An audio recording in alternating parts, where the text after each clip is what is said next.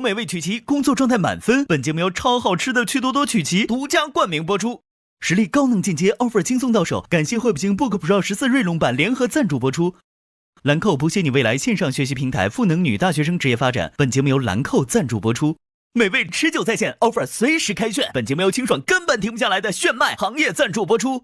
offer 令人心动，英诗派伴你逐梦。感谢凭实力智领先行的东风本田英诗派赞助播出。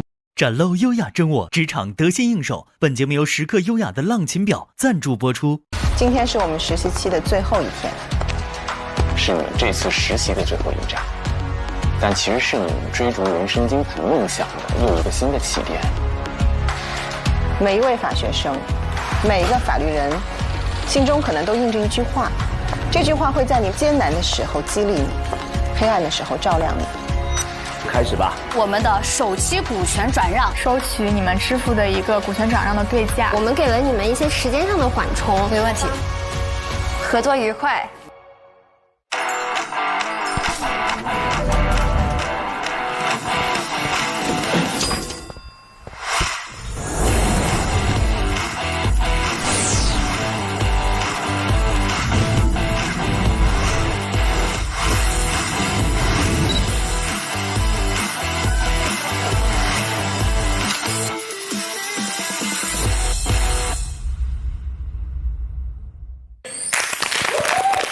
欢迎大家来到由腾讯视频自制的国内首档律政职场观察类真人秀《令人心动的 offer》第5季，欢迎各位！第五季。一口美味曲奇，工作状态满分。本节目由超好吃的趣多多曲奇独家冠名播出。实力高能进阶 ，offer 轻松到手。感谢惠普星 Book Pro 14锐龙版联合赞助播出。兰蔻谱写你未来线上学习平台，赋能女大学生职业发展。本节目由兰蔻赞助播出。美味持久在线 ，offer 随时开炫。本节目由清爽根本停不下来的炫迈无糖口香糖行业赞助播出。offer 令人心动，英式派伴你逐梦。感谢凭实力智领先行的东风本田英式派赞助播出。大家好。我是陈明，我们这一季的节目也已经走到了最后即将收官的时刻，那还是一样，让我们欢迎我们身边的各位老朋友。上周实习生们终于迎来了自己的最后一个课题，这是决定所有人命运的一次考核。因为能不能够突破100 KPI， 拿到最后迎娶 offer 的资格，甚至有没有人能够突破150的 KPI， 获得1.5年级律师的薪资，进入到红圈所的待遇，就看最后这一刻的表现了。那此时此刻呢，王毅言语、汪雨桐以及朱绰莹和张雅琪在上一周已经率先完成了股权交易案的最终谈判，我们也给出了我们最后的预测。我们认为这2队当中，王毅言语和汪雨桐应该会获得更高的 KPI， 而4人当中的 MVP， 我们也全票投给了王毅言语。那我们这个判断到底正不正确？这一盏的充能之路会不会被成功点亮？接下来这段 VCR 当中就即将揭晓。那不仅要揭晓这个结果，接下来的投资协议仲裁案也即将开庭。我们会看到胡明浩、黄凯、许文婷和肖阳4位实习生出庭，为各自的当事人展开辩驳。所以这里我们要先把目光聚焦到胡明浩和许文婷的身上，因为他们2个人是平举，都是115的 KPI。那如果谁在这一轮最后一战当中占得先机，获得 offer 的几率就大大增高。同时，我们也不要忘了，肖阳目前是95 KPI， 而黄凯是50 KPI。这一战也决定他们到底能不能够过100的线，进入到迎娶 offer 资格的阵营当中。好，我们一起来看这场仲裁案。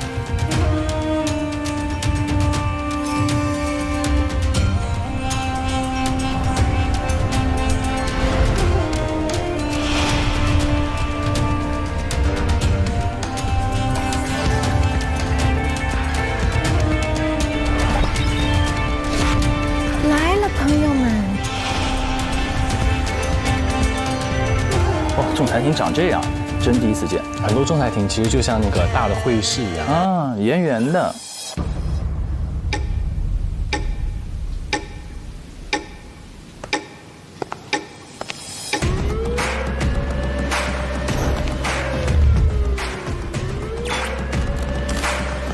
吴明浩同学好帅啊！哎呀，帅是真的帅。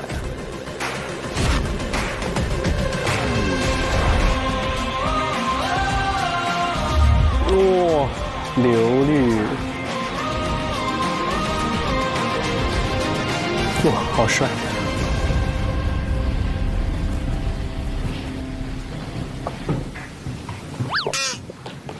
让他拍了他一下，快起来！刘律的腿怎么看起来健步如飞的感觉了？强撑着罢了。哦，对。坐。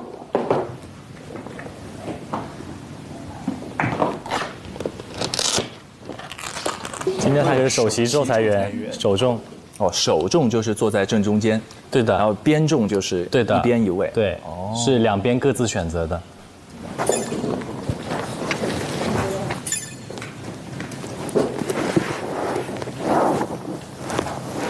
老师们好，这边是被申请人准备的补充证据是吗？充分的整个证据材料，里面包含了补充证据。对，想给各位老师过目，谢谢。替换原有的材料吗？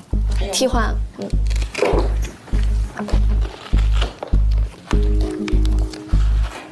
各位仲裁员，这是申请人补充的公开信息的证据材料，是在原有基础上补充，不替换。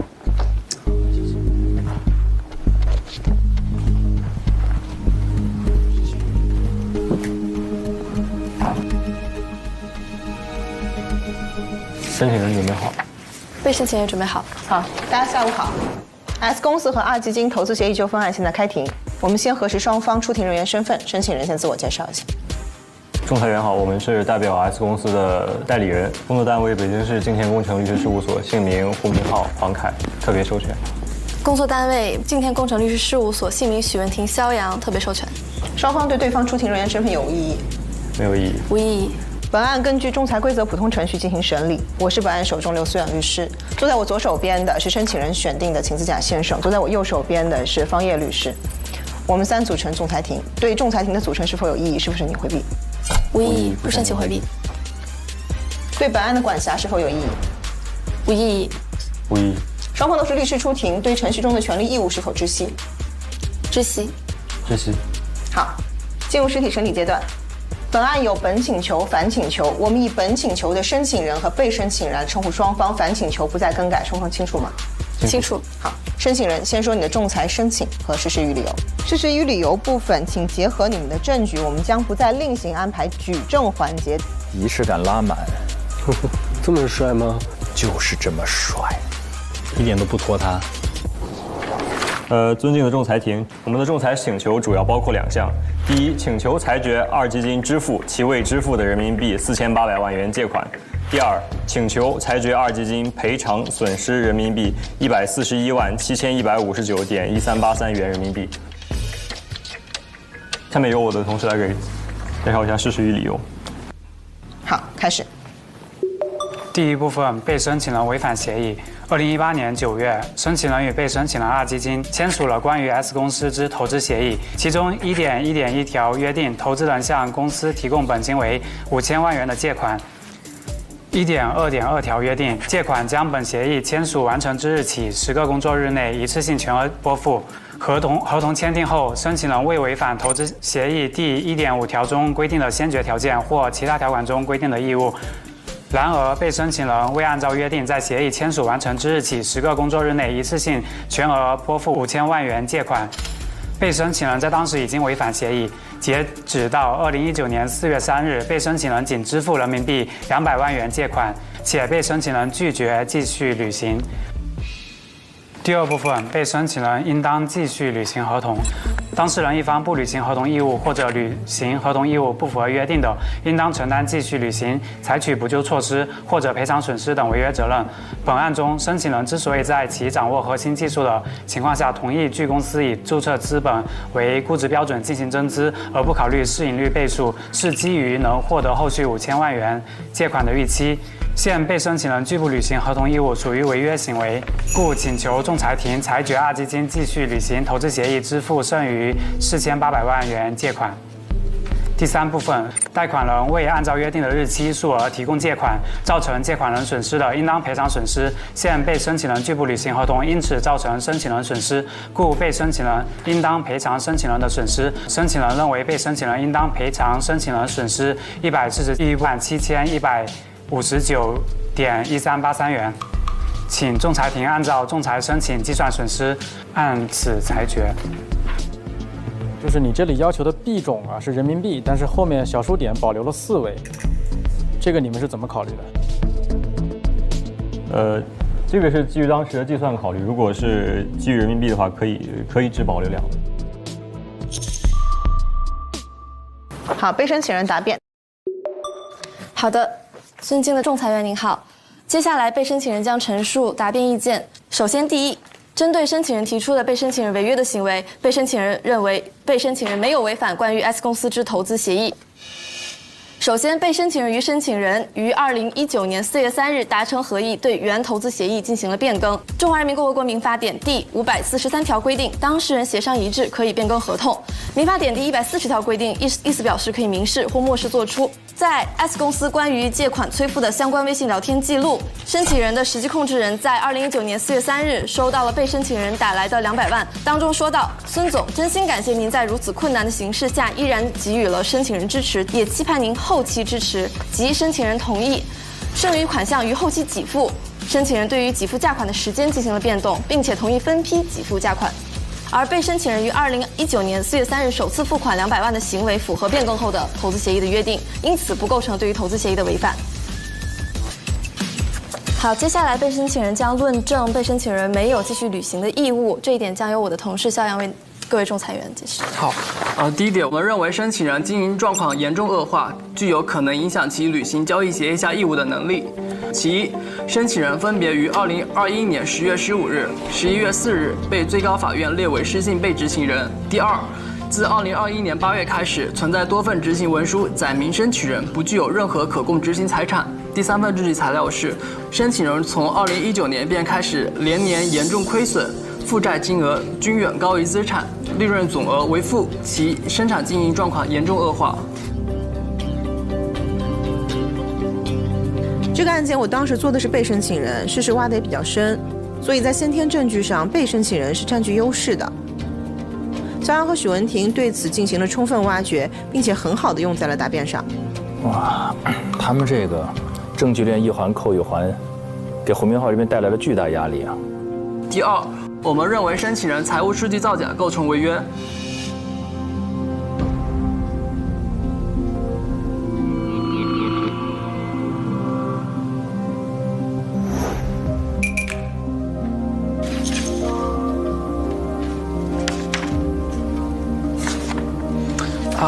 我知道什么意思了。他财务报表造假。来，咱们对一下啊。这一份是他这里看一下，他最后总资产这部分是4万多，但是今晚审计之后，其实只有100多万。这个是我们 S 公司的合同是2018年9月签的。后续的你也不能造假，后续的你也不能造假，你也不能，对，它有这个规定啊。有这个就是你方还要在我在投资期间当中，你都得给我这些，你还得在我方安插一个人，然后来监督我方的这样的进行的，对。在这投资期间，你都得给我提供真实的财务报表。对。他财务报表造假。如果说他能够最后认定成对方财务报表造假的话，相当于他们可以有一个不安履行抗辩权，就是我觉得你可能以后还不起这个钱，那我就拒绝履行我要借给你钱的这个义务。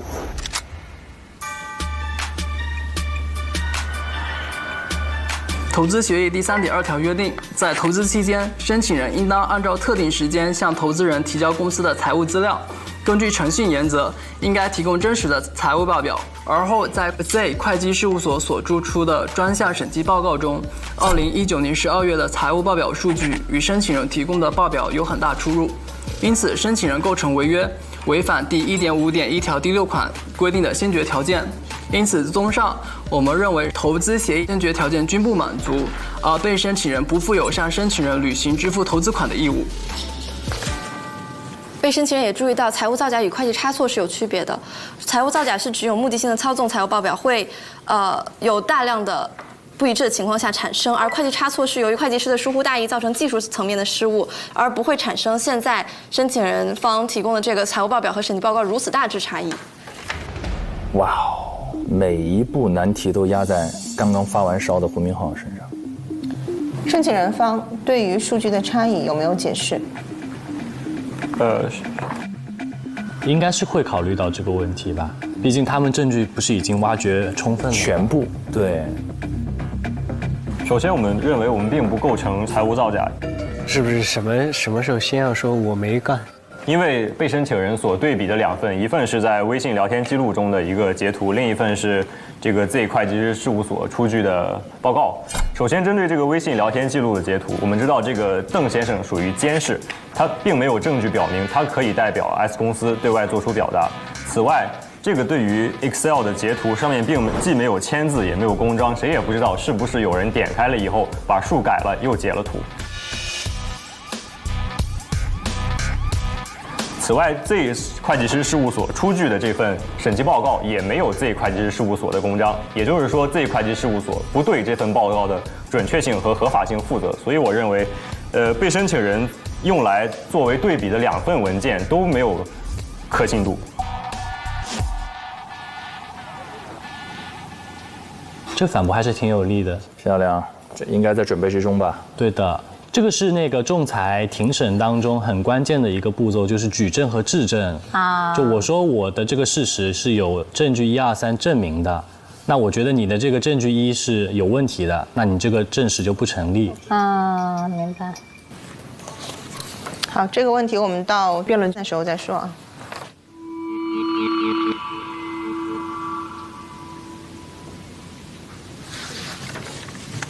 不按抗辩权。我说完了。不按抗辩权。不按抗辩权吗？我们第2点的理由是认为被申请人享有不安抗辩权，因此不应履行剩余4800万投资款的义务。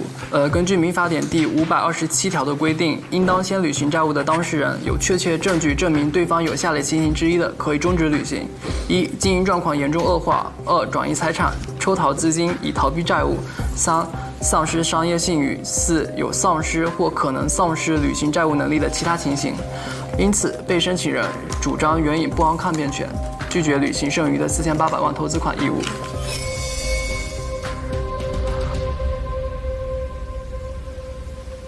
因为肖阳他们组如果不找到一个法定的这么一个抗辩的理由的话，他们很有可能就是没有办法去对抗对方，就可能必须要去把这个4800万给付了，就会很劣势。被申请人方使用不安抗辩权，申请人方有什么补充的吗？在准备好了，报。就是刚刚在庭前提交给仲裁庭的公开信息，补充了一部分。我们用2个审计报告可以看出 S 公司的经营状况其实是有所好转。这里有 S 公司的累计的损失份额，可以看出本期未确认的损失份额是多于153万。这个是在2020年的一个情况，因为到了2021年的时候，它的半年的损失数额是40万，所以我们用这个来说明 S 公司其实是有一个扭亏为盈的趋势在的。哦，他们好像没有看到这一份材料。S 公司有一个信息，你觉得还有什么用吗？这不是公开信息吗？我得看一下。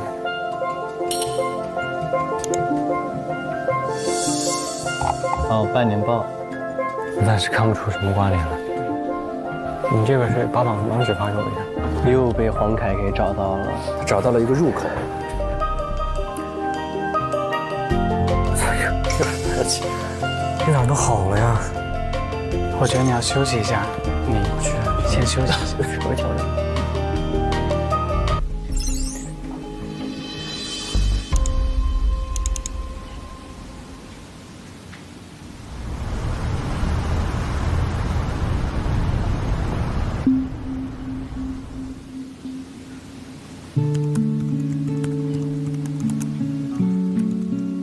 黄凯还在这儿。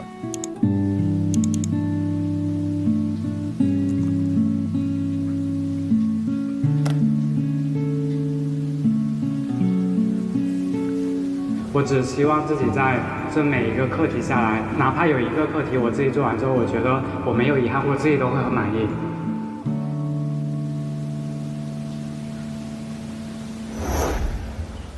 之后在证据9我们举出，可以看出在2018年，其实智能遥控器产业是处于一个急剧上升的状态，所以在当时，S 公司掌握核心专利的情况下，允许 G 公司以注册资本为估值标准。根据商业逻辑来看，其实是基于对它后续进行更多投资的信赖。最后，在我们提到的公开信息的第82到83页是 S 公司享有的知识产权清单，也是用来反驳被申请人针对不安抗辩的论点。在事实挖掘上，这边是拿分的，因为事实挖掘上他们挖掘了更多的公开信息，这是他们挖到的。他能够在证据本身先天事实对他比较不利的情况下，能够挖掘到一些对他们自己比较有利的东西，我觉得这个是一个比较大的亮点。公开信息作为证据提交吗？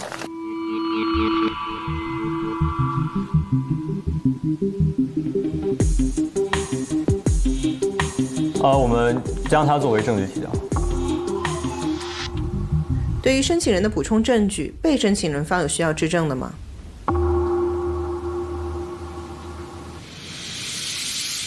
肯定要质证啊！现场抓，质一轮，强杀。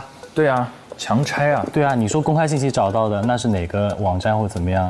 至少要问一嘴。证据没有，先对对方的证据，刚刚你说的3性，对不对？对的，真实性、合法性和关联性。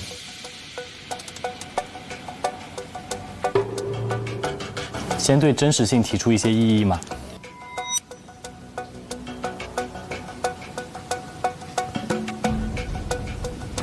这样吧，那个守财啊，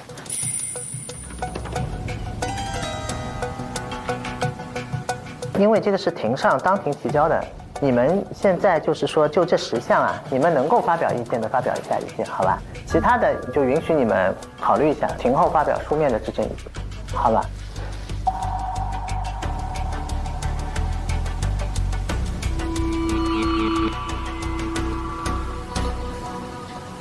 那我们会主要针对刚刚在庭上进行过解释的。好，门庭出手了。首先是证明 S 公司经营状况的2020年度审计报告和2021半年度财务报告，被申请人提出异议。在这2份审计报告当中，所有的利润额虽然是有上涨趋势，但都为负。它并没有一个正向的趋势。在此情况之下，被申请人仍然有理由相信申请人没有履行能力。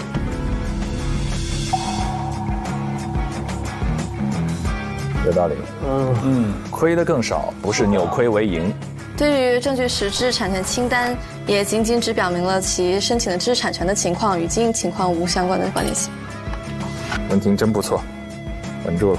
文婷越来越优秀了，也是。许文婷在整个仲裁过程当中，他也没有怯场，整个应答也都是比较在线，比较从容。啊，我觉得这个是比较大的一个让人惊喜的地方，反应也比较快。直接说一下反请求吧。反请求的申请和反请求的具体的事实与理由。好的，在事实与理由上面，首先被申请人认为投资协议先决条件不满足，被申请人不负有支付5000万元投资款的义务。申请人于2019年4月3日收到的200万元投资款没有法律依据，属于不当得利，应当返还。投资协议第1.5条规定，只有先决条件全部满足时，被申请人才有义务按照约定向申请人提供借款。首先，被申请人在第1点当中论证了申请人违反投资协议的先决条件。除此之外，由于被申请人对于财务报告的虚构并不明晰，产生了错误认识，因此被申请人放款200万元的行为属于没有履行义务，误以为有履行义务的给付。申请人因此获得了利益，被申请人因此遭受了损失，所以200万元属于不当得利。第2点将由我的同事肖阳为仲裁员。我们认为 S 公司需要承担清偿利息的责任。首先，根据民法典第985条以及民法典第987条的规定，由于 S 公司没有事先向2基金取得关联交易的书面同意以及提供真实的财务数据，因此2基金不仅应当返还200万投资款，还需要承担赔偿损失责任。因此 ，S 公司需要赔偿共计40万元的利息损失。综上 ，S 公司违反投资协议约定，拒绝支付本息与利息，因此请求仲裁庭裁决 S 公司履行协议支付价款252万元。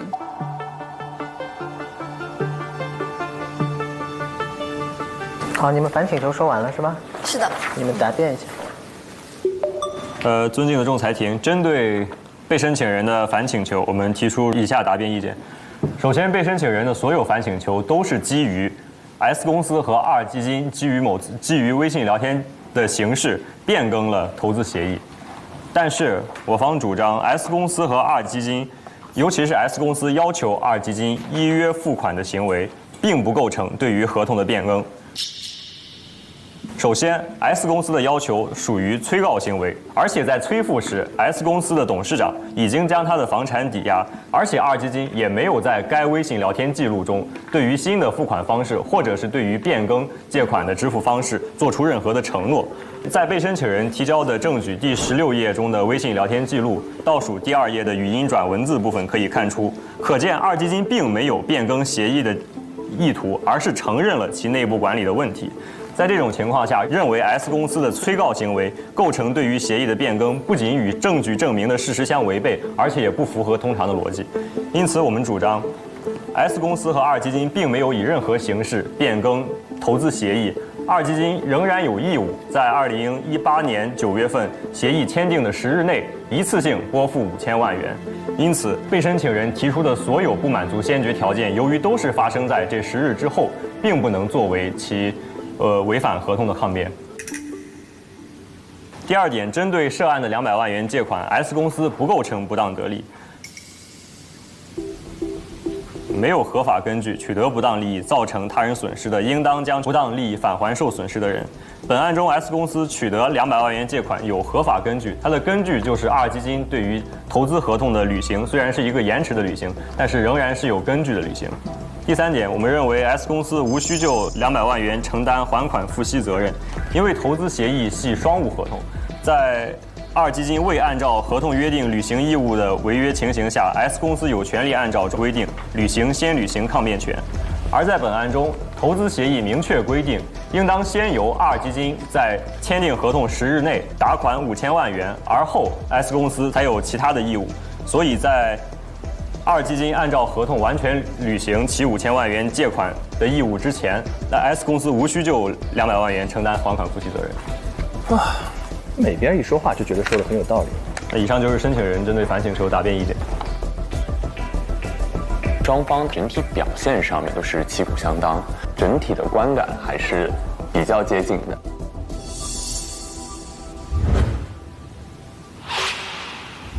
哇！小何同学，待会儿给我们好好解释一下双方刚才这一波，因为我们看起来好像，首先观感上觉得比较平，就是每一方的那个点都有找到，然后也都有个很有力的反驳，对，而且是逐层递进，对吧？是的，就是每个点都有清晰明确的回应，在你看来有没有一个倾向性？我个人的倾向性呢，因为目前我们看到的环节其实是一个事实陈述以及举证和质证的环节。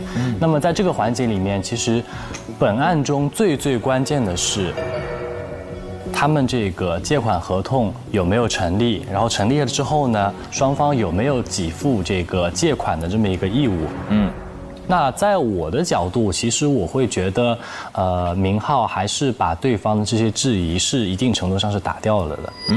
因为比如说那个不安抗辩权的那个理由，那对方质疑他这个财务造假，以及他可能盈利能力是负的，那你还不起我的钱。但是明浩都可以从比如说他有知识产权，这个行业的发展不错等角度做出了一个明确的回应。但真实的判例我不敢猜啊，但是从庭审的表现上，那我觉得这边明浩的这个反应是他们组是加分的。对。我怎么觉得许文婷那个还挺棒的，能说服我的。因为首先胡明浩的那个点是他额外相当于现场找的一个杀手锏的一个东西，就是刚刚说的这个能够就是自负盈亏有这个能力啊，转正，对。但我觉得许文婷的回击很好啊，针对知识产权，他的回应是说你的知识产权多跟你的盈利并不直接挂钩，就没有人说你知识产权多你就公司就一定盈利。对。其次是第2点，针对他说的那个有负盈亏，他的意思是说你只是亏损少了，但并不代表你，而且账面显示你的财务报表没有显示你公司盈利。是的。就在我看来，我觉得这2点他是临时的给予了非常好的回击。对的，文婷的表现是好的，但是我觉得最关键的一点是在于，我觉得胡明昊质疑他证据的真实性没有盖章这个点，我觉得是打得到位的，因为是比较痛的一个点。如果说你这个证据都不是真的，那其实文婷很多的主张都是基于这个证据展开的，就不成立了。哦，这也是。我是支持明昊这边的。首先刘律说，这个被申请人这方本身就是占优的啊，所以在一方占优的情况下，现在打成这个双方势均力敌，我觉得还是明昊的功劳是不可或缺的。所以在这种情况下，如果来相比的话，明昊这方，不管是做的功课也好，还有现场的应对也好，本来从被动一方转成了这个势均力敌，那我觉得还是能力还是相对比较强的，所以我个人会比较支持他们这边。甜甜，我的结论出来了。哦，我们一论他结论就出来了。姐，你选，你为谁撑伞？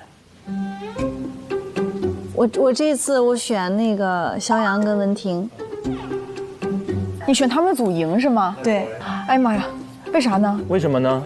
因为这样你们就可以选明昊了呀。哦，嗨，你是因为这个？哎呦，你别这样。可是我内心是跟你站在一起的，现在怎么办？我们网友多了一个撑伞的人吧？撑伞加1。这个信息很重要啊，这是最重要的信息了。OK， 我选明昊。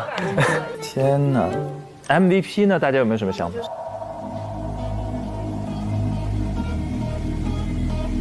那我觉得是文婷。临场被丢出来一个这种大炸弹，但他的回应还是非常冷静且到位的。MVP 我觉得也是文婷哎，对，他今天表现很亮眼。我选文婷。你选文婷，那我再考虑一下。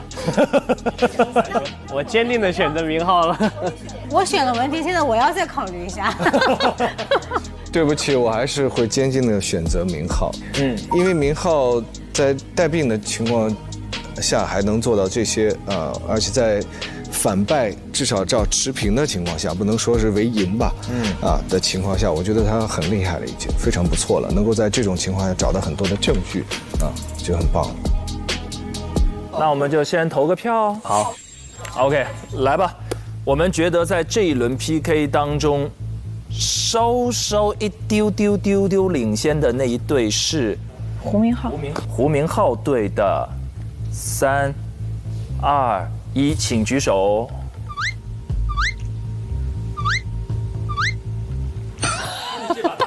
哦，你这把大伞啊，甜甜撑伞人撑一整季，也可能最后大翻转在他这儿，也有可能最后一期大翻转也行。对，但是我觉得 MVP 还有待商榷。对，现在最难的在这里了 ，MVP 要猜准。就光从庭上的表现，应该就是从明昊跟文婷里面选了，对吧？对。明昊，虽然我也很支持你，但是你这次生病了，你就先好好休息一下，好好养病嘛。这个逻辑是这个逻辑吗？我选文婷。甜甜这么一说，我更加坚定的要选明昊了。我觉得他们俩非常接近，但刚才发生了一件非常重要的事情，就迅速让我确定了是什么？因为他非常坚持许文婷，这一点我觉得，我就坚定的站在胡明昊这一边了。我觉得作为撑伞人的角度来讲，你们现在都是逆向思维，不用逆向，相信自己。好，觉得在这一轮4人的表现当中 ，MVP 是许文婷的，请举手。请你们记住这几个举手的人，4位。哎呀，我们4比3了，很少4比3。好了，文婷的伞我撑定了。相信大多数的力量，4比3的话，我们就把这一票投给许文婷。OK， 那么我来盖章好了。这说明真的很接近，大家也不好判断。确实，我也很纠结，我现在在这一轮的 PK 当中，我们认为获胜的队伍呢是胡明昊和黄凯，那么获得 MVP 的实习生是许文婷。那2组至少能对1组吧？我觉得。对，我们只要能对1组，对啊，积攒能量，一组应该是能对的吧？尘埃落定了。好，一起来看下段 VCR， 揭晓结果。哎呀，好期待啊！哇，激动人心的时候啊！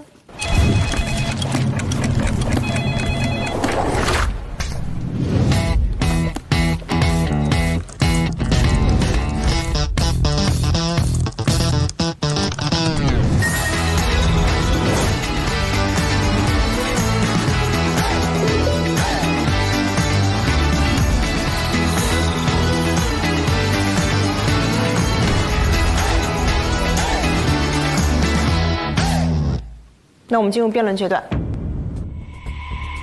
辩论阶段我们理论上就一轮，所以双方需要将自己的观点在这一轮当中充分阐释。现在仲裁庭去总结本案争议焦点：第一，案涉以投资协议为主的相关协议是否有效，是否存在变更，相关当事方是否存在违约行为，以及是否应当继续履行。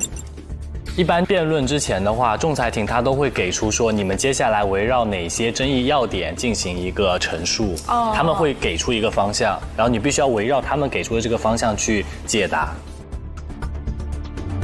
好，申请人方先开始。针对第一个争议焦点，我们认为投资协议目前有效，并没有进行变更。如果要依据协议进行变更，应当存在一个与合同订立时相似的邀约与承诺的过程。根据双方的聊天记录，仅存在 S 公司单向向2基金催付5000万元借款的内容，并不存在2基金在任何意义上同意变更付款的方式或者是付款的期限，因此我们认为现有的证据以及商业的逻辑不足以支撑被申请人所提出的该投资协议被双方基于合意进行变更。因为协议没有被变更，所以2基金仍然有义务在合同签订后10日内一次性全额拨付5000万元借款。但是因为在本案中2基金没有全额拨付5000万元借款，所以2基金存在违约。很清楚。好，贝申。被申请人认为，投资协议是有效的，但是存在变更。所依据的证据是微信聊天记录当中马某于2019年4月3日所做出的陈述，以及被申请人去打款的事实，以及做出相应的回复，而这部分都在微信聊天记录当中有明确的表示。被申请人方认为，被申请人不存在违约行为，主要是依据其履行期限还未届至，因此不构成违约。根据这个民事诉讼法谁主张谁举证的原则，如果被申请人主张这份协议经过合议得到了变更，举证责任在被申请人。这是一个最基本的原则，就是我说这个东西是苹果，那你就要给出这个证据，说这个东西就是苹果。谁说的，谁去证明它。因此，应当由被申请人举出切实的证据来证明双方确实通过合议变更了这一协议。被申请人所依据的证据是微信聊天记录当中马某于2019年4月3日所做出的陈述，以及被申请人去打款的事实，以及做出相应的回复，而这部分都在微信聊天记录当中有明确的表示。这一点在微信聊天记录里面都可以看到。一直在说钱的事儿，后天能碰碰吗？咱们办公室聊聊得了。虽然双方没有对履行期限达成合议，但是被申请人方并没有拒绝履行，而是双方的正常谈判。然后后续因为被申请人方得到了相应的财务数据，所以说产生了不安，所以说才拒绝付款。你们认为你们的这个沟通是对于已经违约情况下解决问题的协商，还是对于合同变更的协商？漂亮。大前提。我们认为是对合同变更的协商。根据 S 公司关于借款催付相关微信聊天记录 ，S 公司实际控制人马某说道：“咋办？10日前能否凑个几百万？”可见马某对2基金并不是进行催告，而是主张协议的付款条件进行变更，由一次付款变更到多次付款。然后随后2基金在2019年4月3号向 S 公司打款200万。马某对此表示认可，说道：“孙总，真心感谢您在如此困难的形势下依然给 S 公司支持。节后跟您见面感谢吧。”可以证明 S 公司考虑到 G 公司或2基金的实际情况，同意变更付款时间和方式。对于剩余借款的付款时间，双方仍然处于一个不确定、需要进一步沟通的这样的一个状态。申请人对这个问题的回复，我想听一下。我们认为这是我们申请人对被申请人违约后的催付行为，并不是合同的变更。此外，我认为被申请人不能因为申请人的董事长说话有礼貌，就认为他不是在催付合同。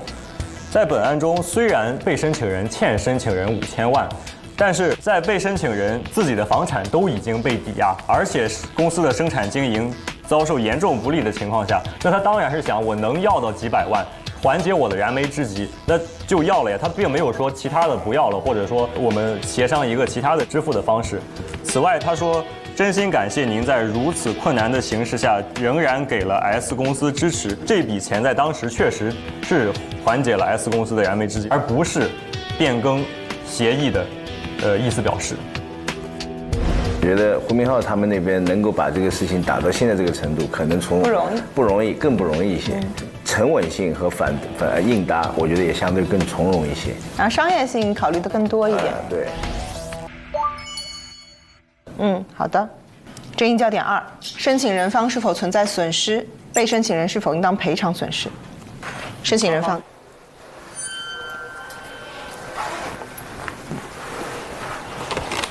针对第2点，申请人存在损失，而且这个损失是由二基金造成的，所以应当由二基金来赔偿损失。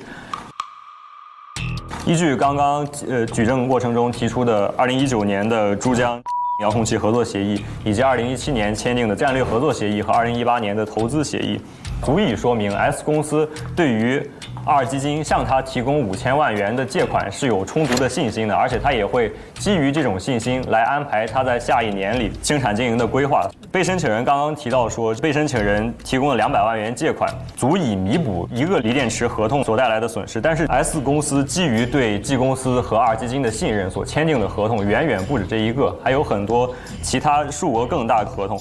因此，我方主张，申请人的损失是由被申请人导致，所以被申请人应当赔偿申请人的损失。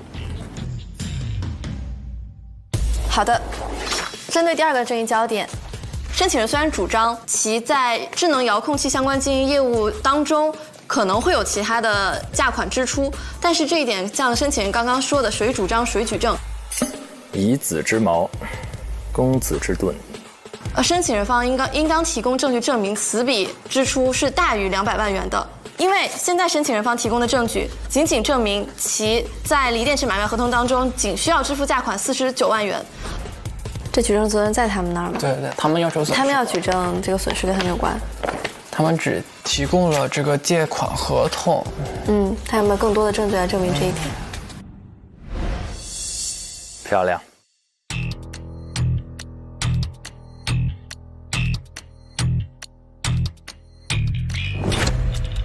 申请人有补充，又有东西。首先，根据公开信息证据中，2019年6月G 公司2018年年度股东大会决议公告里面有记载，G 公司股东会通过关于公司向 S 公司提供市场推广服务、广告业务服务的议案，还有关于 G 公司接受北京 S 公司提供研发服务的议案，以及 G 公司向 S 公司销售电商业务的议案。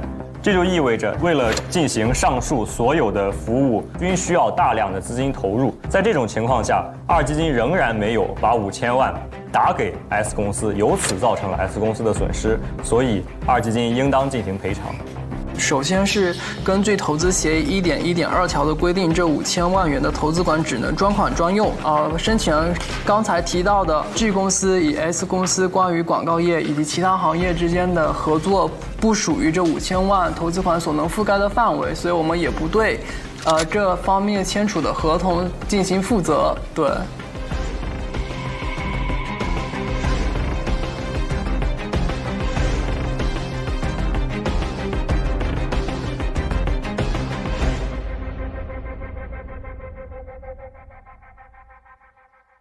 行，仲裁庭有一个问题，希望申请人和被申请人双方都来说一下你们的意见和观点。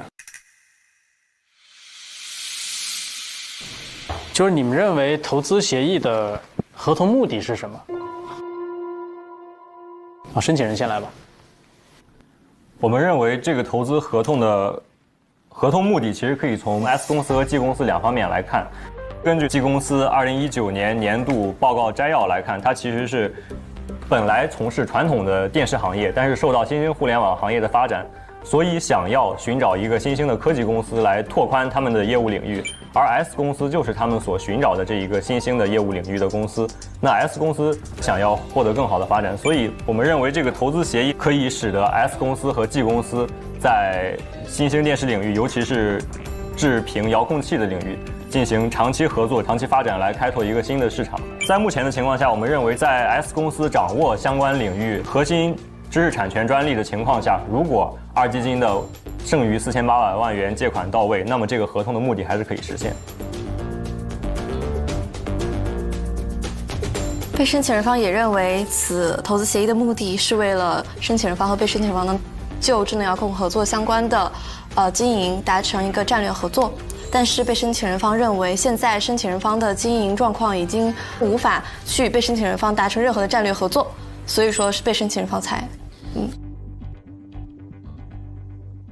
好的，双方有和解调解意愿吗？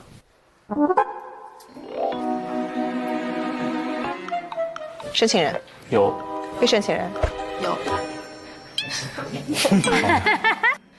好好笑哦！申请人方说一下你们的调解意向。我们的和解方案主要有2条，第一是我们希望首先被申请人撤回仲裁反请求。第二，就是因为申请人目前也了解被申请人和G公司的现状，所以我们不再强求一次性拨付剩余4800万元借款，我们可以接受将一次性全额拨付改为分期付款。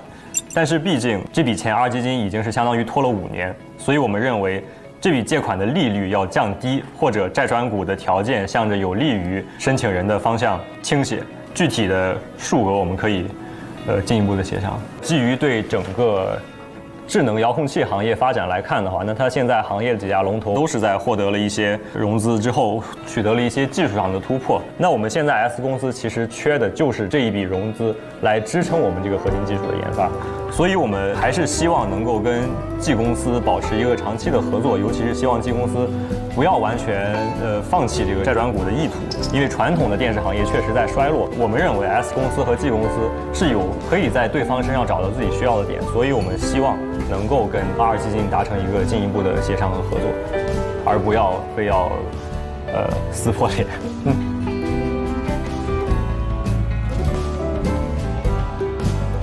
来，被申你们的方案有吗？总结来说2点，第一点就是首先我们希望申请人方可以提供相应的担保，因为我们被申请人主张了不安抗辩权。第二点就是希望申请人方可以提供相应的证据证明其申请人的经营状况良好及利润达到负数以上。好的呀，那我们觉得双方都有和解意向是挺好的一件事情。我们也是希望看到双方在此前的长期合作的情况下，可能基于一个短时的经济下行带来的一个资金链的断裂，如果能够恢复继续合作下去的话，这是我们最期待的一个结果。所以在这次休庭之后，仲裁庭也会继续组织双方进行相关的和解调解，双方再继续回去明确你们的和解调解方案，好吗？好。好，现在休庭。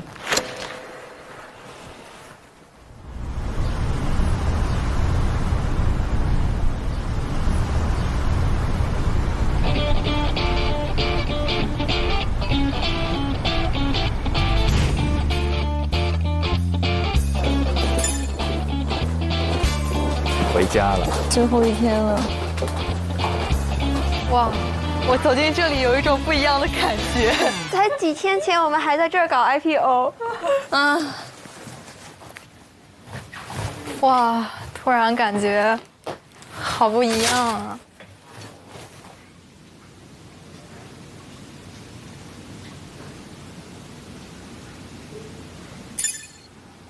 要揭晓了，要揭晓了。该干的都干了，就等待一个结果了。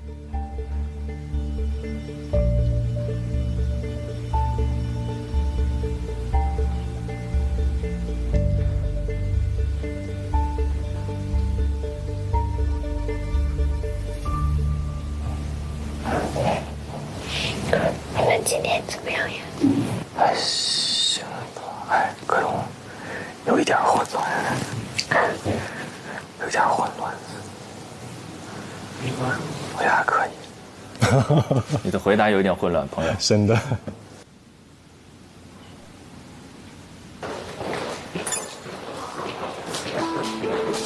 哇哦，大佬啊！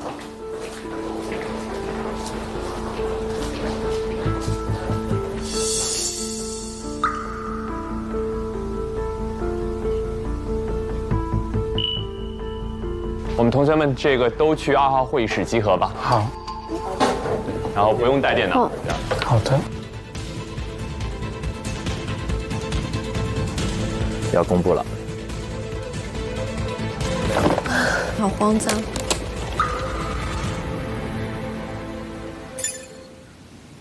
最后一个课题的考核结果已经出来了，也就意味着你们在今天工程的所有实习课题考核全部结束。同时，大家的 KPI 结果也已经锁定。按照规则，只有 KPI 达到100分以上的同学，才能进入终极面试。哦，还有一个终极面试。终极面试。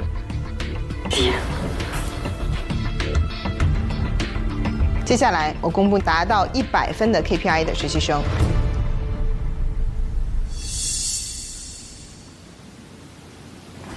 张雅琪，你觉得这个项目最终的结果，你会不会很在意？我在意，我在意，因为这会决定我能不能到100。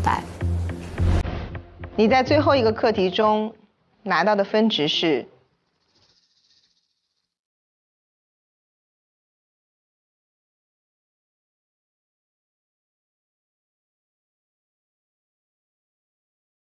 20分，所以你的总 KPI 值是115。对哦，漂亮，开心。说明咱们第一轮猜对了。对，谢谢。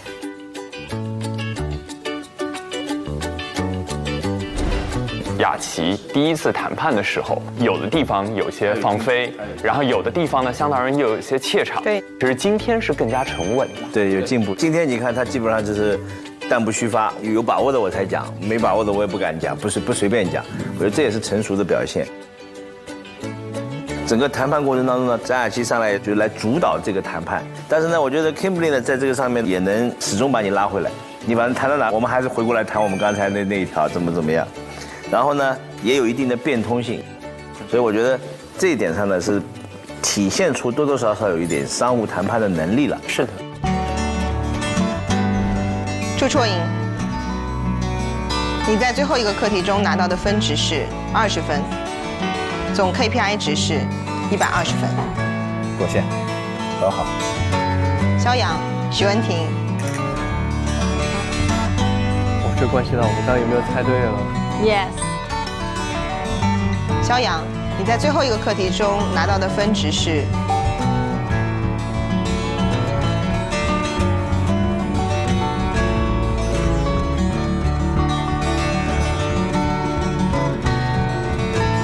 20分。Yes。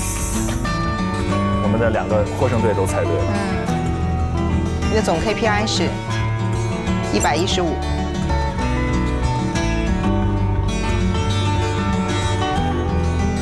许文婷，看看他会不会是 MVP 啊？你在最后一场拿到的分值是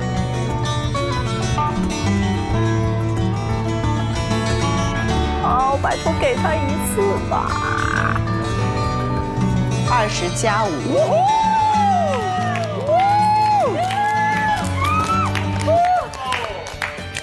厉害厉害厉害！恭喜你 MVP。所以你总分值是140分。其实今天是3个男生1个女生，但是我从现场的听感来看，女生的表达方式是我最容易接受的。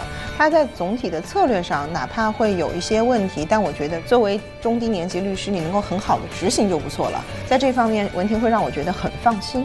在整个这个仲裁过程当中，他也没有怯场，对吧？整个应答也都是比较在线啊，我觉得这个是比较大的一个让人惊喜的地方。但是他们打了一个变更，当然变更实在是站不住。而且被申请人把它放在了策略的第一点，这一点风险非常大。对，我觉得呢，为什么看他们险胜呢？就是在一个势均力敌的场面下面，申请人这边犯的错误会更少一点。申请人这方呢，他们对不安抗辩其实有一个挺好的商业上的反驳。他们就说，为什么我能够扭亏为盈？为什么我还是有知识产权能够继续经营的？而且在这块没有任何事实证据的情况下，仅通过公开信息往下挖，其实是挺难的一件事情。所以这块我觉得是一个亮点。而且他在那边的整体表现的时候，沉稳性和应答，我觉得也相对更从容一些。那我们就这么决定啊，基于团队合作、现场表现、此前的事实挖掘以及文书写作，全场的 MVP 给到许文婷。胡明昊他们那边胜出。胡明昊最后一场25分，总分值140分。王怡言语能达到吗？最后一场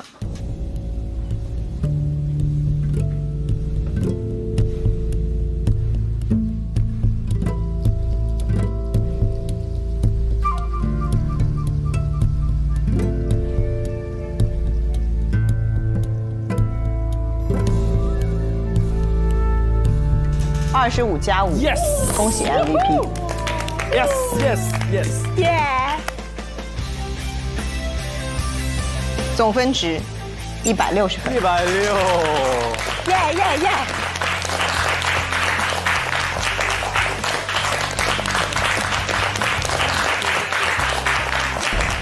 这个表现我觉得还是挺明显的，可能王毅还是这几个人里是比较强的。就这个优势太明显了。觉得他的整个的这个现场的这种状态，很放松，然后节奏把控的也比较好，是，然后反正该坚持的地方坚持，该放的地方放，对吧？也没有说特别显得强势或者是怎么样。以上是所有达到100分的 KPI 的实习生，你们明天将会进行终极面试。面试你们的除了我们4位带教律师之外，还会有敬天工程的创始合伙人之一彭学军律师加入到我们的面试，期待你们的表现。汪雨桐、黄凯、小汪、小黄，虽然你们没有拿到100分，但是在这1个月的实习期间里，也让我们看到你们的成长，你们是自己的赢家。但是他们俩已经比刚进来的时候进步很多了。对，我觉得人要跟自己比。涅槃重生，你看汪雨桐变化太大了。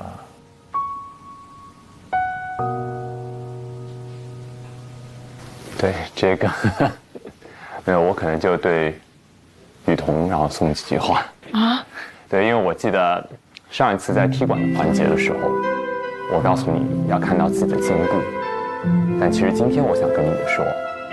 也不要忘记看这一路的风景，不要为别人的评论而活，享受你自己的人生。也许你错过了今天晚上的月亮，但也许你会遇到明天的朝阳。相信还有未来很多的精彩在等你。希望你好好享受在港大的时光。谢谢光宇。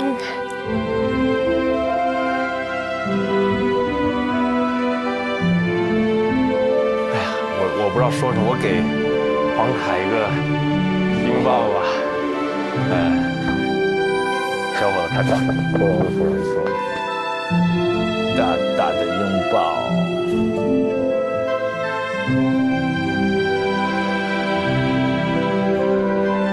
谢谢。精彩人生才刚刚开始啊！谢谢，不要灰心，加油。1个多月，我们相处在一起。我觉得我看到大家的成长啊，真的，每一步都走得很扎实，每一个案例大家都做得非常的用心。这不是终点，这还是起点。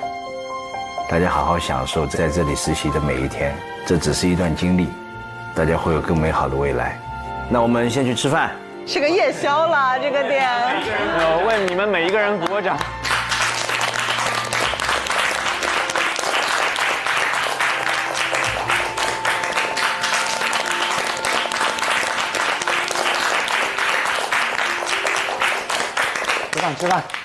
吃饭。不要难过。我没有难过，我只是很感动。是。就是很感动，没有很难过，真的。帮我去拿东西。啊，走吧。完了，我受不了洛绿的眼神。你别不会。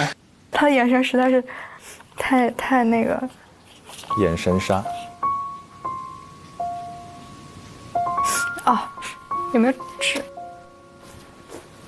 其实我没有准备很难过，但是我看若律就一直看着我，然后我就绷不住了。也不是今天做告别吧，明天不还有一天时间？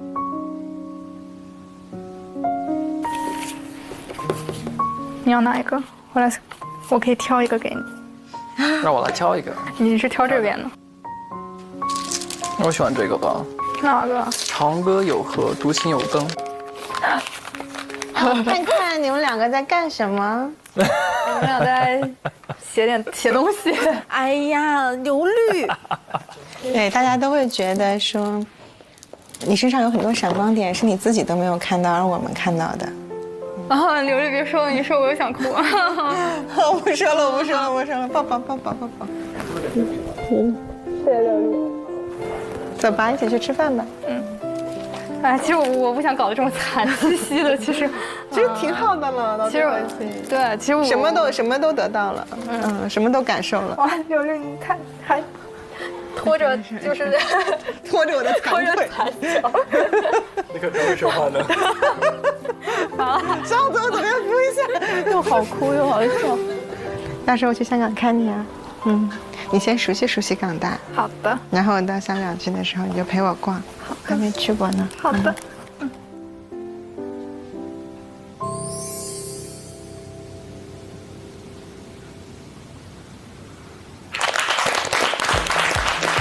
好棒！我们先要恭喜王艺言语获得了160 KPI 值。如果他最终获得了 offer， 那么他将直接拿到1.5年级律师的薪资标准。然后要恭喜的是胡明昊、许文婷、朱绰莹、肖阳以及张雅琪这几位是成功的突破了100 KPI， 顺利的获得了能够迎娶 offer 的资格。那接下来呢，我们要恭喜黄凯和汪雨桐，恭喜两位完成了全部9个课题的考核。虽然最后没有获得最终面试的资格，但是我相信所有人都非常期待在接下来漫长的人生当中，你们给大家带来更多的惊喜。是。我之前也录了1个月，其实我觉得真正宝贵的这1个月的经历，是你在这个过程里面认识了靠谱的伙伴，你认识了会对你悉心教导的这些导师，是平常你去参与实习不可能收获的。虽然说他目前没有达到这个100分的 KPI， 获得终极面试的资格，但是我觉得光是这份回忆就已经是很宝贵的财富了。而且他们的人生才刚刚开始，真的都还没有正式工作呢。是在这一段经历里面，我觉得他们肯定收获的东西远远比我们看到的要多得多。所以我也衷心的祝福他们未来的路越走越好。感谢。你觉得他们两位4年级律师的时候跟你的现在谁会更优秀一点？那作为一个过来人的矜持的话，我觉得你们加油。他是毫不谦虚呢，很棒。也想问问各位，在自己的职场历程当中，有没有那种结果并不尽如人意，但收获却非常多的旅程？其实我不是说结果不尽人意，我希望的是人生的结果不要那么早的到来。那我觉得现在这个结果对他们2个人是非常好的。然后人生就是要留一点点期待，留一点点遗憾，甚至还没有完成，还没有到达，然后这一路你走完了之后，你才不会觉得那么无趣。留白是的。我总觉得就是，比如说上台你各种各样的演出嘛，大家肯定是想各个方面都做到完美嘛。但是其实，肯定每一次的演出，你可能大体看起来没有什么失误，但是你自己知道你可能有些地方还做的没有达到自己想要的那个目标。我以前可能会去追求完美，但是我现在觉得我要允许遗憾的发生。因为那一点点遗憾，可能就是我下一次再去努力的那一个方向、动力。而且我觉得，就是一切都是最好的安排。我之前可能也想跟黄凯说很多话，但是我现在也想和任律一样，如果能见到他，我就只想抱抱他。任律那句话就是把我的话也想说了，就是你的人生才刚刚开始。而且对于汪雨桐也是，我觉得他刚刚本科毕业的。他马上要去港大读研究生，我觉得他已经比别人优秀很多了。是啊，这一次的实习可能他们没有能够拿到 offer， 但是他们的人生我觉得注定不平凡。我很喜欢你刚才那个描述，就遗憾它是生命呼吸的空间，就一起一落，一涨一缩之间，就它有律动了，它就有活力了，全部填满了，就意味着停了。对，说实话，说不定最后这律所会特别后悔当时没选人家这俩呢。也对呀，结果未来2大律师。那我们最后的掌声送给我们3个 offer， 7站成功之路被成功的点亮。刚才毫厘之间呢，4比3，任何一个人的手稍微起起又落落，灯情况就完全不一样。那要感谢在最后刚才举手的4位，我们4位观察员真的优秀。接下来要一起进入的是趣多多职场充能时刻，点亮本季的第7站和第8站充能之路。我们就请雨琦，雨琦。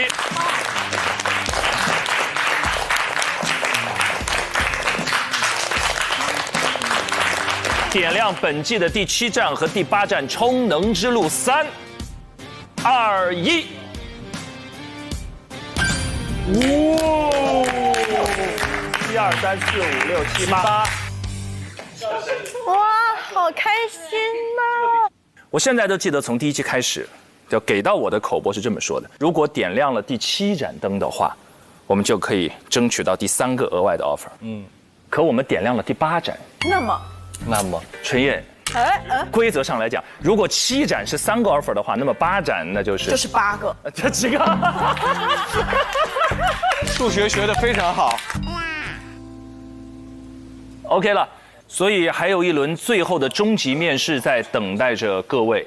但是在我们最后的终极面试之前，还有一顿温馨的、浪漫的、充满了依依不舍和别离的一顿晚餐还在等待各位。我们先来走进他们这一顿最后的晚餐。要终极面试了，我好紧张。别紧张，一起再看看兰蔻谱写你未来小程序上怎么做一份120分的工作汇报。首先要知道汇报的重点，其次要阐述自己的核心观点，最后呢就是要谈机会点，明确我们的目标和未来努力的方向。好清晰啊！我一会儿再准备准备。最后一次了，一起加油吧！好呀。同志们，我们准备去吃饭了。好的。哇，在天台上哎。哇哦，这景真是不错嘞。风景倒是不错。哇，还是挺浪漫的。哇塞，好漂亮！哇，整个夜景。哇，火锅。我的天啊，好香啊！哇，还有丸子。哇，好丰盛。你觉得肉这够吃吗？好问题啊。1天没吃了，我现在的状态就是又很疲惫，又很兴奋。是很兴奋。Kimberly， 你需要盖腿吗？如果要盖，可以用这个，你盖一下吧。谢谢。哇，你好贴心哦。开动。大家都开始涮了。卷下去吗？好吧。好。把你老公看上去直接吃了。天哪，我饿死了。女生在饿死了的情况之下也咬那么一小口嚼吗？来，我觉得这个肉也行，也行。吃吧。我在等锅开啊。可以吃了，我都吃了半锅了。你再等，真的就没了。你们有谁喝酸梅汤吗？哎，我想喝，狂喝。哇，雅琪，不理人，完全。雅琪，对不起，他说了对不起，还是走了。道歉归道歉哈。来，我分你点，没事，我都雅琪过了，我分你点。没事。啊，我没有看到，对不起。没事，我原谅你。那个向阳特别无辜。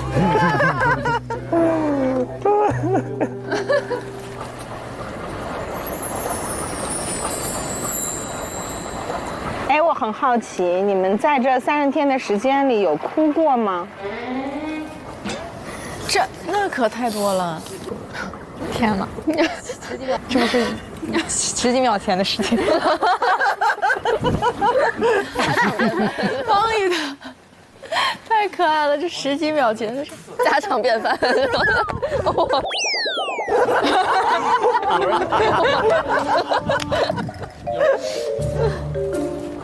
有人没哭过吗？对，现在没哭过的举手。没哭过。黄凯哭过。肖阳没哭过吧？胡明昊没哭过吧？胡明昊没有。肖阳没哭过，我。对。哦 ，Kimberly 你也哭过啊？哇哦！你哭过是因为什么事儿？在香港的时候，那天我在化妆的时候，其实任律也在，任律在房间外面，你在聊天。啊。然后那天不知道为什么化妆的时候突然就哭了很久。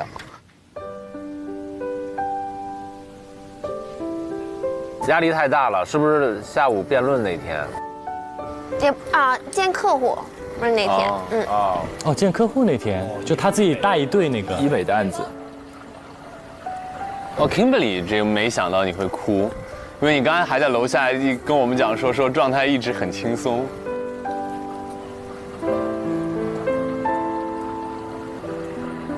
我哭也不是因为课题的压力很大，也不完全是这个原因，但是就突然很难过，对。Kimberly 一直给人感觉特别强大，但有时候我们也忘了，她也就是20刚出头的一个研究生毕业的女孩。那文婷呢？没有，我是刚刚跟雨桐也说了，是在第4次课题之后。无罪辩护是吗？对。哎，你那次做的还不错吧？没有，就是那次没有就找到就是关注到证据真实性的那个部分嘛，然后当时就挺难受的，但是后来就调整好心态以后，就每天都很开心。对，那天任律发给你的微信是我帮他改的。真的吗？哇！任律说我这个钢铁直男，我不知道该怎么给女生发微信。哇！对，然后他起草完了之后还给我，然后我帮他改了，然后他才发给你。那就哇塞，安慰的好在一点。对，我想说，我只改了措辞，安慰的点是他自己想的。我就想说，其实任律对你很用心。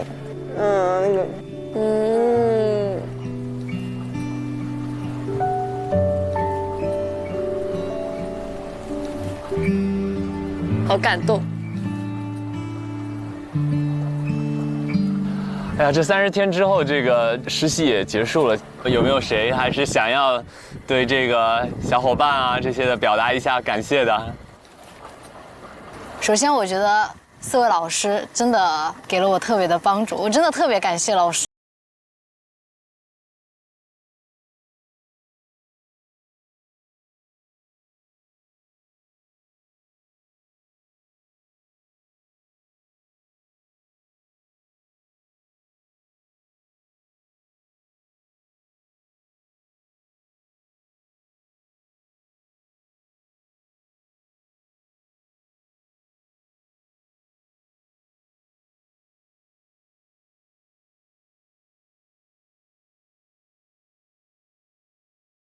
心，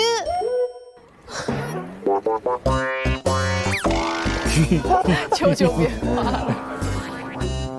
我想说，我想给明浩说，就是我感觉这30多天，然后这么多课题，有很多次都是跟明浩，要么2个人、3个人，就或者4个人，有很多次合作的机会，就是你会发现他是一个很能扛事的人。他会为大家去做很多事情，但这些他做的，就他又不一定很在意说一定要给别人看到。我就感觉跟他合作这么多次，他也为我做了很多，就非常感谢。就瞎扛，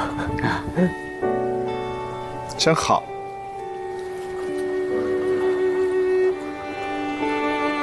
我说一个愿望，希望陈律不要忘记我们的名字。这是批评我？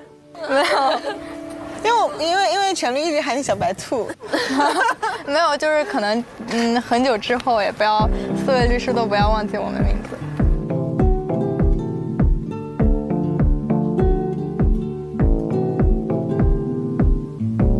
陈律年纪大了不好讲，我们肯定不会忘。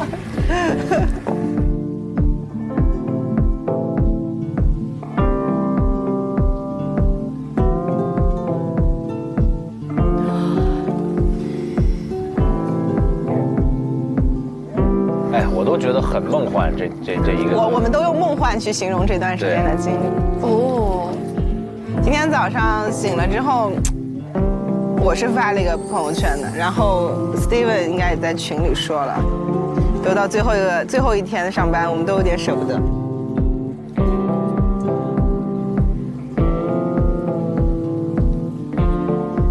我没想到 Steven 是这么感性的一个人。第一个首先是吧？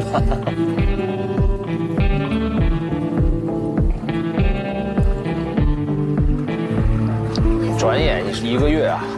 哦，我觉得已经是我人生很脱轨的一件事情了。来了之后就非常的沉浸。首先还是非常欢迎大家加入今天工程。你们都互相介绍认识了吗？那刘丽，我第一次你面试我的时候，那样微笑着，然后特别像那种老母亲在看小孩一样。我对你们已经很客气了，现在感受到了吗？还投我最凶，我对你们真的很手软了。我是完全偏向这边的，我不管今天香港丢不丢脸，跟我有1毛钱的关系吗？我已经很久没有这种感觉了，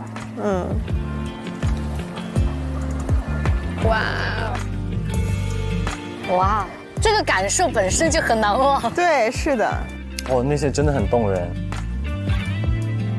真的，我觉得也是，每一天都特别开心，非常梦幻。但是说印象最深的啊，可能还是那天去凯子家吃饭那天，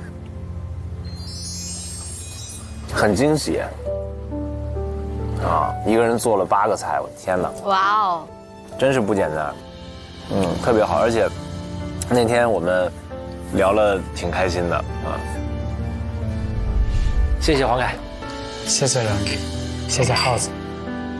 前20多年确实经历了很多坎坷，但是呢，一定是会越来越好的，未来一定是光明。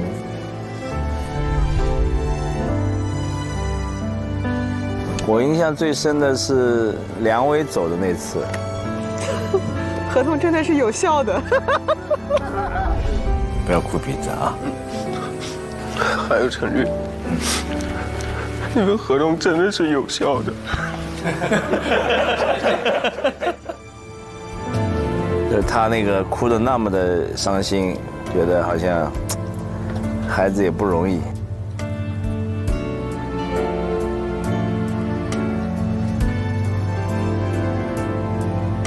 这就回到我跟肖阳说的话，珍惜当下的美好，对吧？就是很多东西错过了就不会再有了。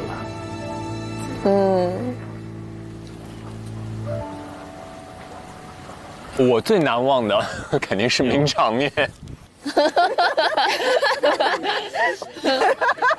2个名场面，不是2次团建，没有，但是除了这个名场面以外的话，就我是有几次看到有哭的那个实习的同学，然后真的是让我觉得还是挺揪心的。作为你的大教律师，我可以告诉你的是，你一点都没有让我失望。人生就是一个不断的去探寻自己真正想要追求什么的一个过程，一定不要因为我们今天这一道课题的一个评分而忘记你当初的初心。其实，当你真正的去热爱生活的时候的话，你是能够保持一个很快乐的一个心境的。当然这些我觉得都过去了，就不想特别再去提。但是其实我自己真的都很记得。对，哽咽过几次，心里划了个阵。我心里面真的哽咽过好多次。你表面也哽咽了好多次。是。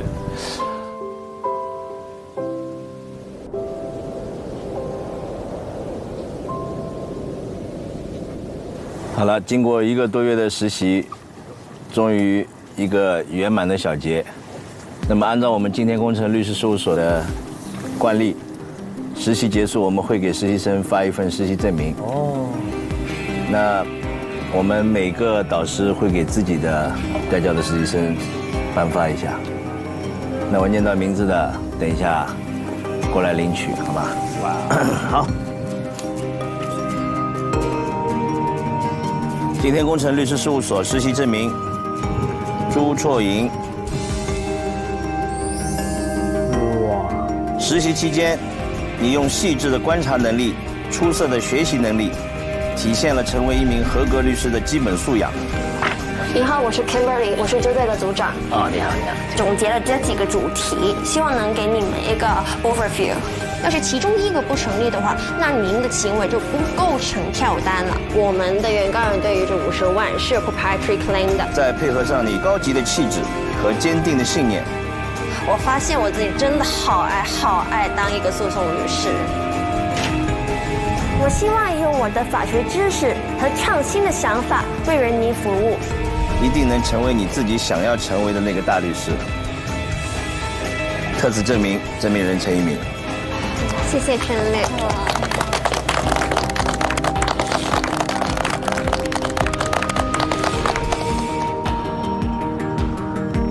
肖阳，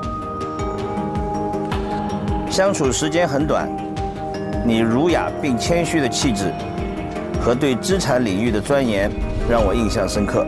关于特许经营中的商标冲突和商业秘密保护，首先我们在中国商标局的数据库进行检索。Upon the receipt of the money, the defendant made a transfer to her husband in a way that violated 需要同时证明虚假陈述没有导致股票价格以及股票成交量发生明显变化。学习能力突出也是不容忽视的强项，这是你披荆斩棘的工具。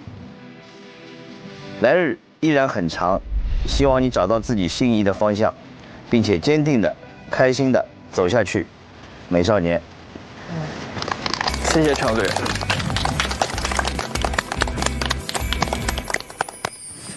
该我了。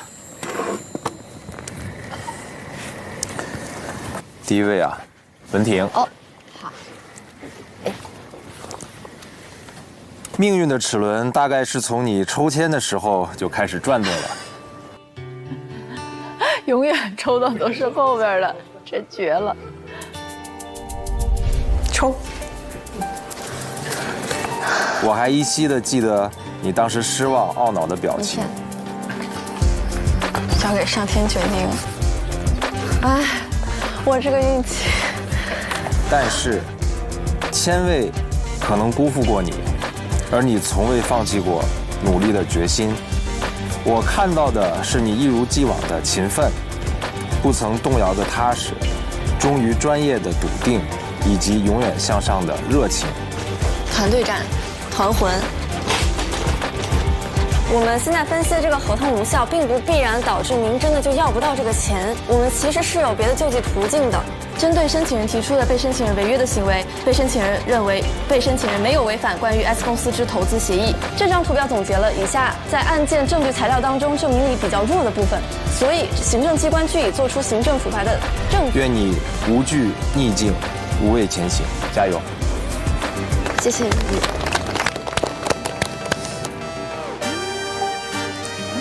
黄凯，我隔壁的朋友，你还记得你们的校训吗？生活的重重阻碍没有消解你的希望，击溃你的自信，反而赋予了你平和而柔软的内在和对他人倾注真心的勇气。你把过往的困难视为成长的宝贵财富，将烟火气和上进心合二为一，更把丰富的经历化为了掌握命运的底气。当我看到贵所这一次招实习生的时候，我想勇敢且尽全力地争取一次，不让自己后悔。作为陪伴者和见证人，我有幸被你无私的关爱包围，有幸目睹你的不懈努力和卓越进步，温暖又坚韧，这恰好是成为一名律师的坚实基底。各位律师好，接下来由我和许文婷就赵某内幕交押，如图中所示，案件定罪量刑的关键，提出使用 DNA 鉴定的方法，根据 DNA 确定物种来源是一种应用广泛可靠的分子生物学鉴定。因此，我对你充满信心。谢谢任律，加油！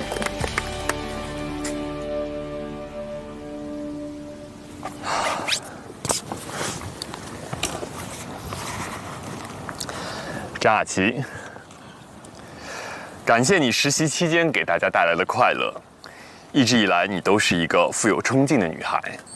这次实习经历只是你丰富人生的一小段，但是你对工作的专注和展现出来的努力，常常让我非常感叹。我觉得您方一直在逃避一个最实质性的问题，那就是您方的作品是不是与原著作权的作品有实质性相似？感叹年轻的能量，感叹年轻的热血。祝大家都可以活得潇潇洒洒！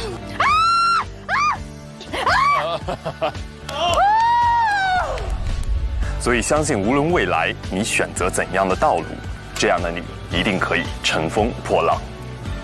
在这段旅程中，你从偶尔脱线的女孩，变到更加沉稳踏实。相信未来热情洋溢与沉着冷静，一定可以在你身上更加的自洽。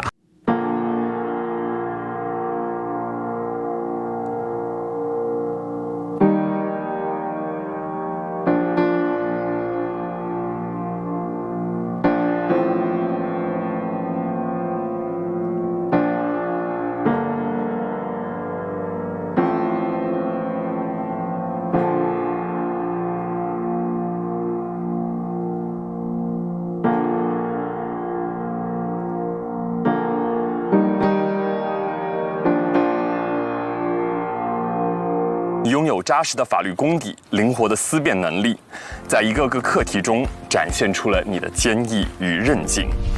你的成长我都看在眼里，从一开始的紧张不安，好难啊！妈呀，救命！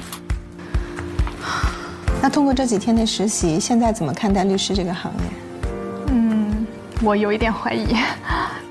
到渐渐的收放自如，大放光彩。我们认为换手率变化以及成交量变化也是在合理范围之间，且交易量也是有跌有涨，符合股市行情的波动性特征。然后就是内容不合法，第一个是患者使用术前术后的对比照，所以如果要是在内地的话，可能要提醒您一下。对，或许认真和刻苦已经被你内化，但是我还希望你同样将另外一个词内化，那就是勇敢，因为只有勇敢才可以快乐。这样你就可以自信做一个快乐的人。哇！但是勇敢并不是什么都敢做，而是你可以坦然地面对一切未知，这样未来的你一定可以拥有你自己想要的路。What doesn't kill you makes you stronger。见证人罗佳云。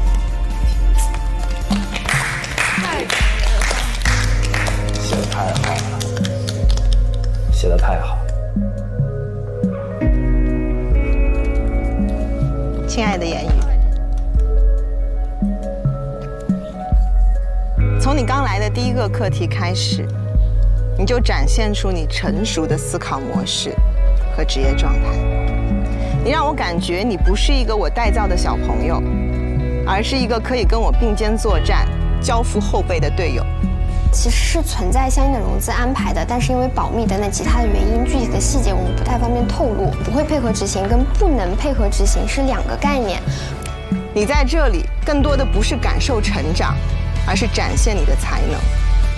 接下来我会给两位讲一下这个中国内地销售医学美容器械的法律问题。A 股在当日收盘前暴涨5%，在这个绝好的时机，清仓是再不过的，因为它是 A 股的一个制高点。所以我们是在想，可不可以就是过渡期的承诺，我们以一个大的原则上这样的一个约定为准，就不进一步的细化了。你以无可争议的优异成绩走到今天，相信你仍然可以继续领跑你未来的人生。让我们一起期待未来。谢谢。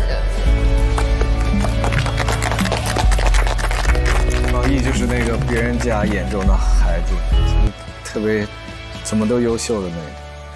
小胡同学，短短的30天，你让我们看到了2个你：冷静、睿智，有担当，追求极致，有极强内驱力的你。大量的文学作品著作权侵权。We submit that the defendant was enriched. Enrichment requires the obtaining of a benefit. 一个非常关键的证据在证据链中是缺失的。综上所述，我们主张监管机构所依据的证据不能证明赵某确实利用了内幕信息进行交易，也让我们看到了幽默、活力、孩子气。没事，我都可以的，我都可以，都可以的。叫起来会露出虎牙的你，每个你都是最真实的你，最可爱的你，最闪闪发光的你。也许未来你会更加的职业化，你会学会怎么去谈判，你会知道刷了闸机让客户先走。但是我们所期待的，永远是那个最真实的小胡，他永远都在。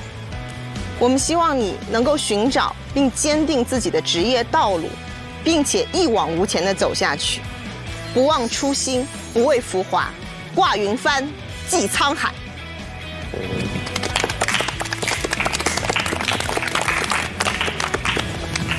好高的评价。那最后这个，我们来做点有仪式感的。这个在如此美好的夜晚，在这个天空之下，这个我们一起来喊个话，然后喊给我们未来的自己。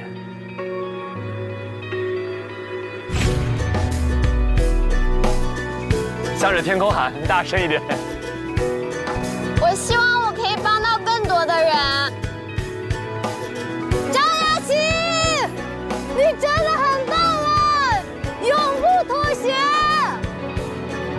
我很普通，但我一定不会平凡。我要自由，我要快乐，我要下班。你若盛开，清风自来。学好法律，搞好乐队。我不想说再见。继续成为你自己，我也不想说再见。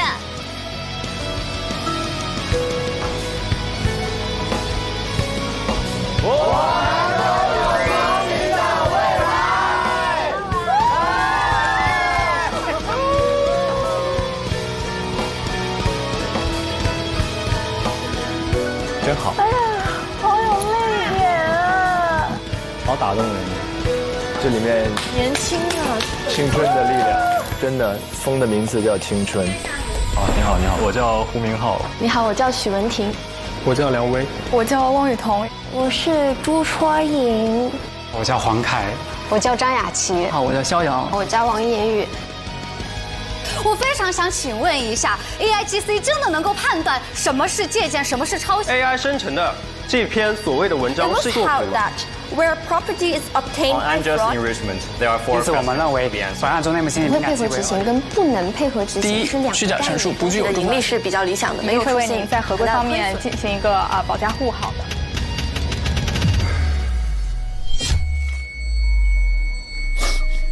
我先结束实习了。好，拜拜，拜拜。我好像已经很小心了，但是还是会出错。我一直在反思，是不是主要问题是出现在我身上？没有，我感觉是我。没有，应该是我。我觉得可能主要真的是我的问题。就感觉自己可能没有为团队带来贡献，因为这个原因输了。我有一点怀疑。我感觉我现在压力好大呀。你可以，你就差一点。幸好有你们。幸好有你们。幸好有大家。天哪，是团队战，好开心啊！对，加油，我们加油！那我们首先的策略就是证明法官说，后我只适用转给 A 的行为是 by mistake。表现得很好的，今天已经很好了，我感觉。虽然结果不是很好，但是，我第一次做飞诉，我觉得还挺有意思的。我觉得好像比诉讼要更适合我一点。哇，你这个可以啊，开始学仲裁法了。我觉得这一点非常好。您说的话真的听进去了。对，所以我也特别欣慰。黄凯今天是进步非常大，总体我觉得是不错的，也能看到你的努力啊，真的非常好。主要是我觉得黄凯这一次他自己也说，就是他这是他做最满意的一次考题，对他自己真的就是一直在努力。接下来我相信他以后一定会是一个非常优秀的律师。我觉得他是一个很努力的人。你生日快乐。像你这样坚强的人，像你这样酷的人。希望大家都能成为永不失联的朋友。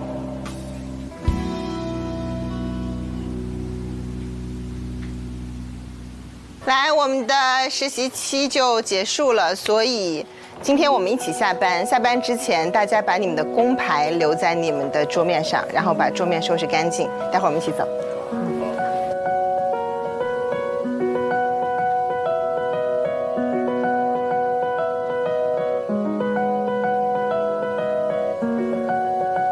做好了吗？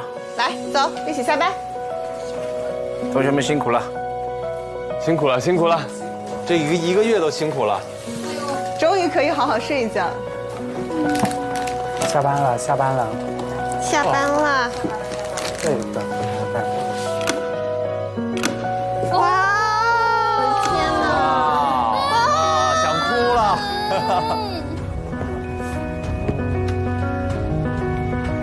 再见了。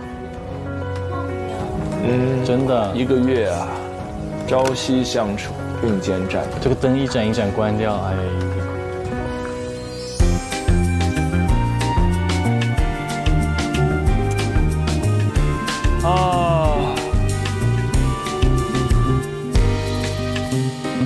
就他们这1个月都历历在目，其实对于我们来讲也是这样。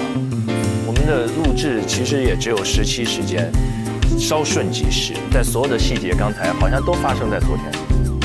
最后那个灯关的时刻也让人感伤不已，放下灯牌，拿起各自的行李箱或者那个纸盒子，然后就离去。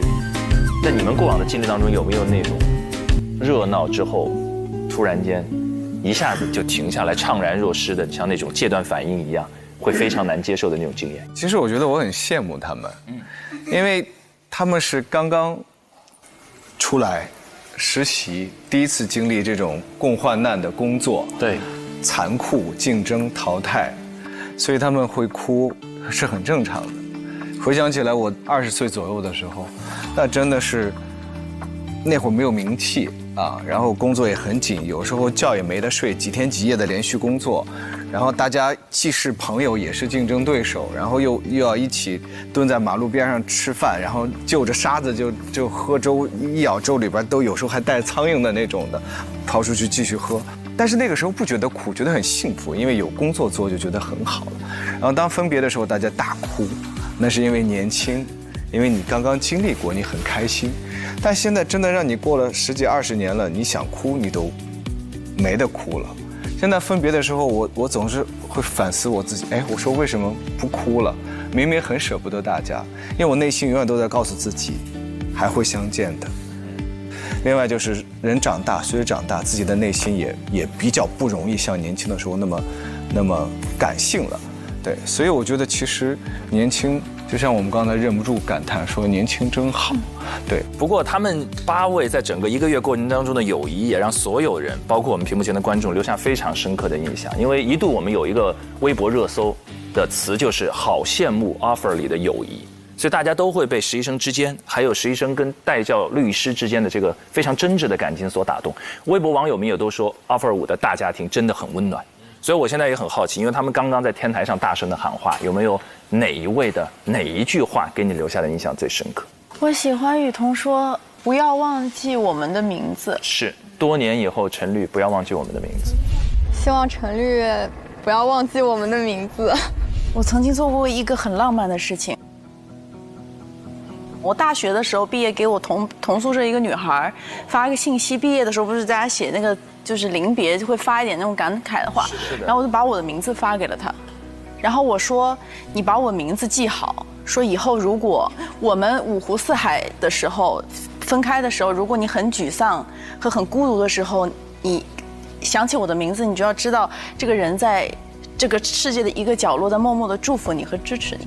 纯叶其实好浪漫，你很浪漫，而且他很知道什么是浪漫的东西，真正浪漫的东西。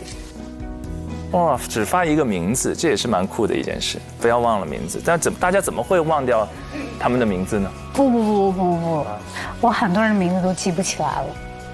就是当你后面的人就是朋友越来越多，社交关系越来越多的时候，其实根本都不记得名字。当你能很准确的叫出一个人的名字，并且能写出来的时候，这个人肯定是就是在你心刻在我心里的名字。但名字有时候确实具有这种独属性，而且虽然与其说时间飞逝，很多人其实面庞依然有印象，但名字已经模糊，但越是这样，那些记得的名字才愈发珍贵。对对，就因为有忘记的存在，就记得才有价值，对不对？所以也是一样。其实那个在喊话的时候 ，Kimberly 那句话还蛮触动我的。我要下班。对，他说他要下班，他要自由。因为其实当你正式工作了之后，你会发现，很多人他其实对自己要求就是要努力、要自律、要懂事，你要在工作上做出成绩，这种压力其实已经很大了。再加上律师他本身工作节奏快，其实你要在这个过程里面想要拿到自己想要的那些自由，真的很不容易。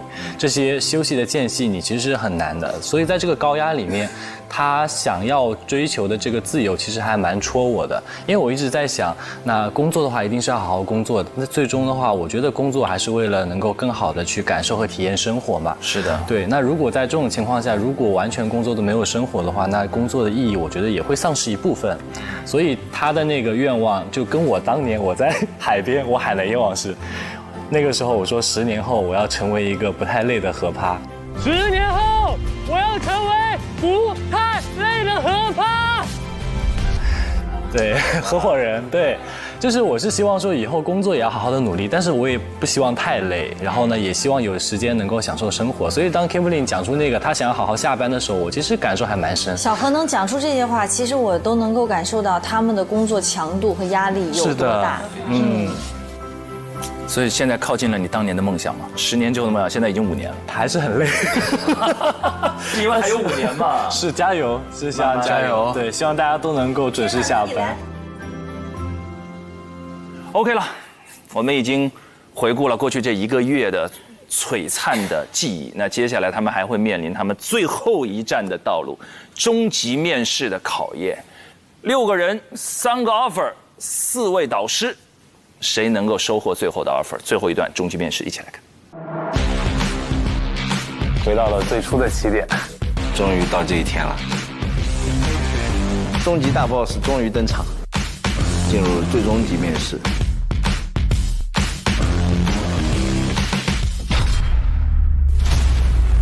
你怎么去平衡你的律师本职和这些商业机会之间的关系？好真实的问题啊！在这个实习过程中，你哪件事情对你的触动最深？做的最糟心的一个案例是哪个呢？还有一个机会可以得到 offer 的话，你愿意推荐谁？怎么会有这样的题？走出这个门，实习就全部结束了。思远都已经哭了，刘律有点绷不住了。接下来，让我们掌声欢迎本季全部的实习生和代教律师入场。我们要请彭学军律师公布并且颁发最终获得 offer 给到我们的实习生。我们压力好大呀，特别是令人心动的 offer， 第一份。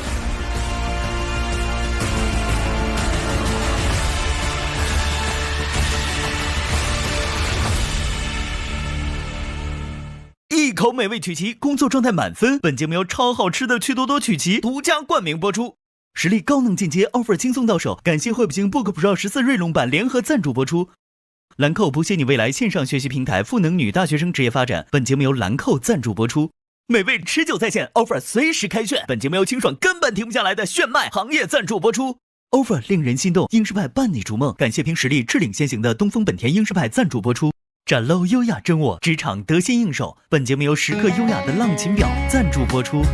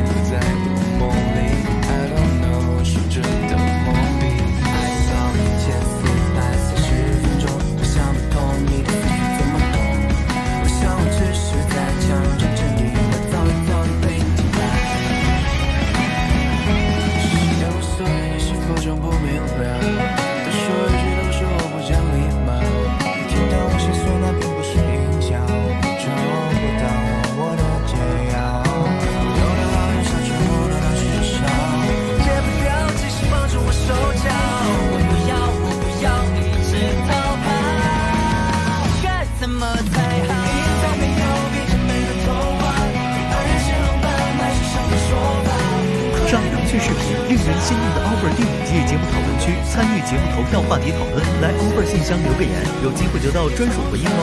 上微博参与令人心动的 offer 议题辩论，畅所欲言你的观点。更多精彩资讯尽在新浪娱乐、微博综艺、新浪综艺。感谢独家社交媒体平台微博对本节目的大力支持，感谢首席合作媒体新浪娱乐、微博综艺、新浪综艺对本节目的大力支持，感谢网易新闻、新浪新闻、界面新闻、智娱、成果娱乐、影视聚焦、环球在线、Do News、地点资讯、华语之声、天翼视讯、WiFi 万能钥匙、中华万年历、知乎、丽丽城传媒对本节目的大力支持。令人心动的 offer 第5季，每周2、周3 19点更新上下集，会员抢先看48小时，每周5中午12点加更版，每周6中午12点陪你看 offer， 会员专享更多精彩，周中还有独家采访、神秘直播随机掉落。